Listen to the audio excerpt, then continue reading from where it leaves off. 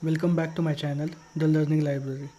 In today's video, we will cover the in and not in clause in SQL. So we will going to see the practical examples of this clause. What is the use of this clause? Uh, so let's get started. Suppose I have one table. Select start from employees.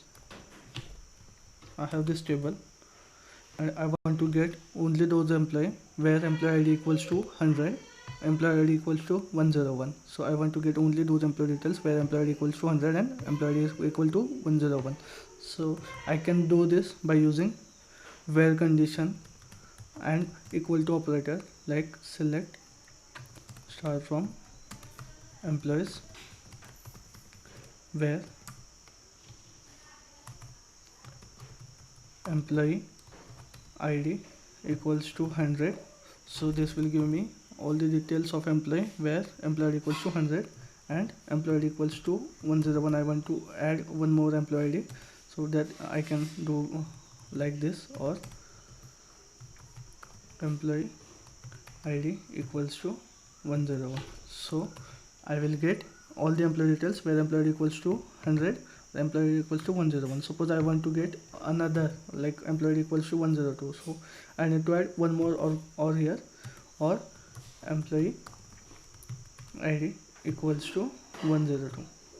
Likewise, I can add as many employee ID here as per my requirement. But this query becoming larger. If you see here, I need to add every time, like employee equals to 100, employee equals to 100. I need to add every time here.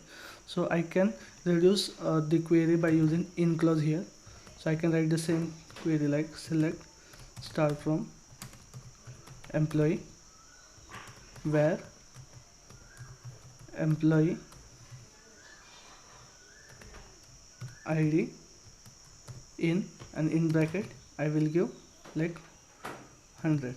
So if I give 100 here and I run this query, I will get only those records where employee equals to 100. Suppose I want to add one more employee ID, like I want to get the details of employee where employee equals to 100 and employee equals to 101. So for that I can just add comma here and I can write 101 here. So I can get all the employee details where employee equals to 100 and employee equals to 101.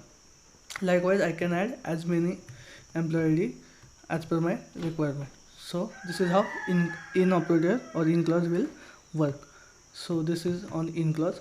Now if you want to get all the employees where employee ID not equal to 100, 101, 102, so for that what you can do, you can just add, like you can write a query like select start from employees where